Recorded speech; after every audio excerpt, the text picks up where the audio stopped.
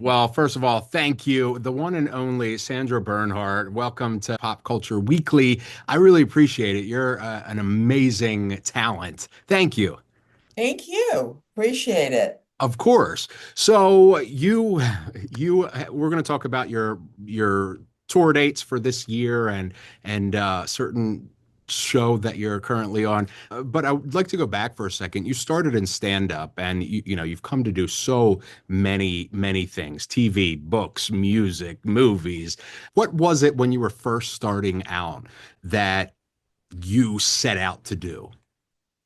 Well, I mean, back in the day when I started off, you could like just sort of come with a notion that you wanted to be a performer, an entertainer, and then you kind of fell into it. I mean, I guess unless you went to college and maybe studied, acting, but I didn't do it that way. I came to LA when I was 19. And I learned how to become a manicurist. So I had a day job and I was working in Beverly Hills. And I just kind of like was hanging out at the Rocky Horror Show on Sunset, the live show at the Roxy. And I just fell in with a bunch of kids that were from the San Gabriel Valley. And I just cracked them up, and they thought, oh my God, you're so funny. You're so funny. And then I met this woman who I was doing her nails, and she was singing at this venue called the what was it called in Beverly Hills. It'll come to me in a minute. Um, and she said, I'm going to take you there. They have an open mic night, and I'm going to introduce you to Paul Mooney, and he's going to love you and think you're the coolest person in the world. So I went there on open mic night. I put together 5 minutes of my material, and I got up, and I was kind of like strangely kind of a hit, without even trying. And then I met Paul Mooney and my friend Lotus Weinstock, and they were like my mentors and took me under their wing. And that's how it all started. It was like, I didn't know. I wanted to be a singer. I wanted to be an actress. I knew I was funny, but I didn't think about stand-up comedy per se. But it was kind of like it ended up being the perfect kind of way into everything because it was back in the 70s and not many women were doing what I was doing was which was sort of like freewheeling, crazy, comedy. That wasn't like, you know, Phyllis Diller or Joan Rivers, like self-deprecating. It was like, hey, I'm cool, I'm postmodern, I'm post-feminist, of course I'm cool, of course I'm sexy, of course I'm this, I'm that, of course I'm beautiful. So that was something that people hadn't done before. And then I started singing, and all of a sudden it all kind of came together. And that's how I jumped in and how it started. But today it couldn't happen because everybody would do it on TikTok or they would do it on Instagram. And there, this was just like me with a crazy notion, going to a club. The Yee Little Club was the name of the club, by the way, Mm. on Cannon Drive. And the magic just happened. I love that. Thank God it did because we have gotten, so much work from you. And and you can correct me if I'm wrong, but one of the things that I think stands out for me looking at your career, you were on David Letterman a lot, and that didn't seem to be a normal thing, especially for a woman comedian. Is that right? Yeah, but there were a few of us. There was Terry Garr, there was me, a couple other women that would go on and other guys too that were his friends. But the really great thing about that was, I mean, yes, I always had something to tie into it promoting, but I didn't go on to promote. I just ended up going on to like it was almost like performance art. I'd go on with like, my own idea, my own set. And then they'd do the pre-interview and I'd tell them things I was going to do. But most of the time, it didn't end up being that at all. I would just go off on these tangents, which you can see. I was on the show 30 times. Wow. Um, so I always tried to have like a theme to my appearance and develop this funny kind of flirtatious relationship with Dave, which I did have a crush on him, but that was unrequited love. Nothing ever came of that. Um, and back then, people you tune in. If you miss David Letterman, you miss David Letterman. There was no tomorrow. There was no YouTube. There wasn't like there were no clips. You saw either you watched it in real time or you never got to see it unless because they didn't repeat, talk shows. So, especially like college kids, we get together, and watch together. It was like a whole thing. So I developed this great audience from those appearances. And again, just from being so in the moment and improvisational, it's just that kind of stuff can't happen anymore. Yeah. And it just so happened that on YouTube today, a video of you came up in my recommendations, you and Madonna on Letterman, which Right. was incredibly funny. Was Yeah. was any of that, I don't Plan. want to say exactly. Yeah. Well, no, not really. I mean, the only thing that was planned was that I was going to bring her on the show because she'd never been on before. And we had been hanging out a lot and we just decided we're going to dress the same and but what we kind of ended up doing, no, it was like there were maybe there were moments of things we were going to talk about, but then it just like blew wide open. And of course, David was like outraged and this was insane and these two crazy women and his whole thing with me dismissing me. It was just it all just happened again. They wouldn't let anything like that happen now. Yeah. Yeah, and it was, I mean, I was laughing hysterically, and you said something about Sean Penn, and then Yeah. then you made a comment to Madonna, well, you're even better or something, you know. Yeah, yeah, it It was that was was yeah, it was like yeah, I slept with Sean, but you were even better. It was like yeah. again back then, that was like 1988. That was like, oh my God, that was like blew everything up because the whole gay thing was like, it still was a little bit like uncharted territory. Yeah, and you've been at the soap and Madonna, for that matter, have been at the forefront of the LGBTQI plus Yeah, community. don't worry, you won't insult me if you miss a letter. It's okay. Thank you. Where, you've been at the forefront of this forever. And it's interesting because for me, looking back at a video like that from 1988 and seeing just how shocked and, everybody was, and it's like, not that something like that would happen at a high school today, but like it's so much more accepted today where you and Madonna in that case were very much at the cutting edge of that sort of thing that brought acceptance, you know? Yeah, yeah, it's true. Um, well, also it's like we're comfortable with who we are. So, for myself, I can only speak for myself, sexuality and, love and relationships have always sort of, been very fluid and, I've flowed in and out of them. So fluid and flowing.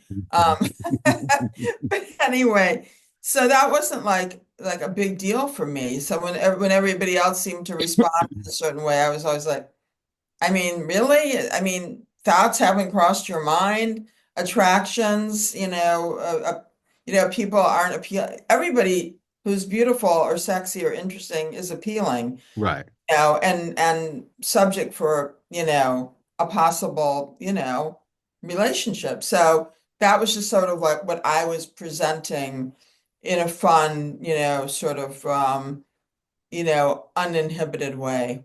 And so much of your career has not shied away from things like that. Was that intentional, or is that just because it was so much a part of your world and your communities that that's what reflected in your art? Well, I thought it became something that was sort of a little bit of a fallback just because nobody else had really done it. And then I started getting sort of like comfortable and into it because I saw the reactions I was getting from it. Um, but also it's like kind of like poking at culture, poking at society in a way that makes people kind of open up a little bit. And I've always done that in my work. I've always wanted people to like, if you're sitting in a dark room and you've got the curtains drawn and you're kind of looking out, why don't you just open the curtains and like let the sun in and like look at what's happening out on the street? You know what I mean? It's so much more fun than being fearful of it. So I like to think I infuse my work with the idea of throwing the curtains open and revealing all the light. Yeah, I love that. And as we're talking, I'm thinking even you did the same thing similarly with Roseanne, on the series.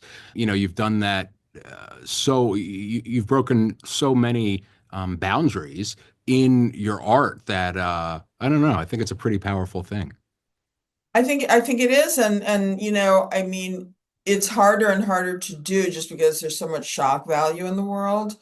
But I think the thing that transcends that is honesty and really looking at things. It's easy just to be like, loud or drunk or sexual or, show your body in a way that's just sort of like for, attention. But if you like cut through all of that and you get down to like the real like essence of who you are, that's what really pushes people's buttons and makes them either wake up or like become aware of how important being who you really are is. I love that. And another thing that I've loved about your career and love about your career is your marriage of different forms of art. So I'll give you an example. When I was a kid, in the 90s, there was a video store right up the street from me that had DVDs and such. And I was there every day getting a new movie, and it's my thing. And here I am on a pop culture show. But one of the DVDs that I eventually got was your stand-up, and it was very much a marriage of music and comedy and art. Is that, can you speak to that a little bit? You did a whole thing with Stevie Nicks, Songbird, Yeah. with Christy McVie, and had this whole thing about Stevie and this, Yeah. that whole thing. I mean, it's just me as a child, as a kid watching this. I'm just like, this is so cool because this isn't the other stand-up DVDs that I've watched. This like marries all kinds of things. Right. Well, that's what I do. That's what I do. I take songs that have a lot of impact and sense memory, and I write monologues that are not about the song, but about something that sort of runs maybe parallel, or maybe it's something that's completely out of, left field. But, not unlike when you're driving or walking down the street and you're listening to a song, you may encounter something, and in the future you'll think of that song in conjunction with that experience. So I do a lot of that, of synthesizing songs and feelings and memories and creating like either, kind of comedic, dramatic pieces that have impact. And you're like, oh, wow. It's like, it's like when you watch a movie and they use certain music, it's like, it's evocative. And that's what I like my work to be. That's the one overriding word is evocative. Yeah, I think that's a great way to put it. And it made such a huge impact on me because, like I said, I was going through that whole store, every DVD in that store. And so I had seen, whatever order it was in, I guess alphabetical, in Mhm. the stand-up comedy section. Right. None of the other ones that I had seen were like that at all. No, no, and they probably never will be. But it's uncategorable, so you kind of like have to put it where people would just assume it would be. But Yeah. thank you. That's a high compliment. I appreciate that. Oh, thank you. So today, you're still touring. You have new tour dates that are coming, that are, throughout 2025 on the Shapes and Forms tour. You are in a very big, hot show right now. Yes, yes. What is life like for Sandra Bernhard today? Well, it's same as it always is. It's day to day, it's like you get up and you have your life. I have my dog, I have my girlfriend, I have my daughter. I mean, she's out on her own, but I do what I do. I go to the gym, I go shopping, I cook, I watch, women's college basketball. I'm in the middle of March Madness. Um, and simultaneously, you sort of soak in the whole idea that, you continue to be a part of, important work, and people respect you, so they want you to be in their work, like Ben Stiller asked me to do. Severance, and I've been sitting on that for a year now because we shot it last year. And I was like, you work, you shoot something, and then you just sort of put it in your back pocket and you don't think much about it, and then it comes out and you're like, wow, it's like, you just never know what's going to really have that sort of, impact. And it's really nice at this point in my career and in my life that I still, make a difference in, a scene or a show. It means a lot to me. It's not, I don't take it for granted. Did you, were you aware of the impact of, I'm a huge Apple TV Plus fan, and I've worked with them a lot on their various series, in regards to my show. And Severance, especially, I loved the first season, but it seems like season two just blew up even further. So you weren't expecting this kind of zeitgeist explosion? No, I don't. There's no way of knowing it. First of all, when you shoot your scenes, you really don't have any idea what else is happening in the other scenes. You don't get a script, you only get your scenes. They keep it very compartmentalized and, separate, which I think is smart. You can only focus in on what you're doing. And no, and I think that the election made a big difference. I think that people are feeling, sort of uh uncertain, unmoored, and I think touchstones like great shows like Severance kind of like mean more in these times than they might in other times. It also took a long time to do it. There was the writer's strike, I mean, and the actor strike. A lot of it had to be put on hold. It takes a long time to shoot the show, and people were desperate for the second season. And I think, and because of it, it just had a much bigger impact than anybody could have imagined. Yeah, it's awesome. I love it. I love you in it. Thank you. Of course. Tell me about touring. I mean, you've been doing this, for a while, and here you are still today doing it. Yeah. Is that like your home creatively for you? Oh, yeah, absolutely. Because, it's rare to be a part of a show where you get to like, well, I'm not walking on a set that's not mine and telling people what I'm going to say. So, I have such a strong point of view. And when you can write your own work and continue to have that thread throughout your career and people come to expect it, it's something you just never want to stop doing. And is it that is part of it, that live, that instant reaction? It's obviously different when you're doing a film or a series that, Right. a year later you're getting, feedback on stage. It's like instant, right? Exactly, exactly. And you're making the physical effort to like go to places. And I have my band and my people I work with, and it's our little insular world, and it's fun. And it's just I've always been so attracted to rock and roll and to music, and getting to I have a lot of friends who are singers and performers. And so it's my little microcosm of that world, and getting to reenact as much of it as I can and do. Um, and I just love it. I love being on the road. I mean, we don't go endlessly. We just do a few dates and I come home. I don't think I'd be the kind of person to go out on a 3-month tour unless I had a hit song and, it was being supported in a way that, made sense. But for what at the level I do it, um, I just enjoy it. It's fun, and you get to go back to cities you haven't been to in a long time. You see people and fans that have been coming for years, and it's just, you can't replicate it. It's not like anything else. Like you said, it's a one of a kind experience. I love that. And for you, what's next for you? You like I said at the top, you've books, stage, screen, every kind of medium you can think of. What's next that, you're looking forward to? Well, like everything else I kind of said, I mean, besides my own work, I don't ever really know what's coming down the pike in terms of my acting. So, when they people come, like I'm in an episode of that show Percy Jackson coming up.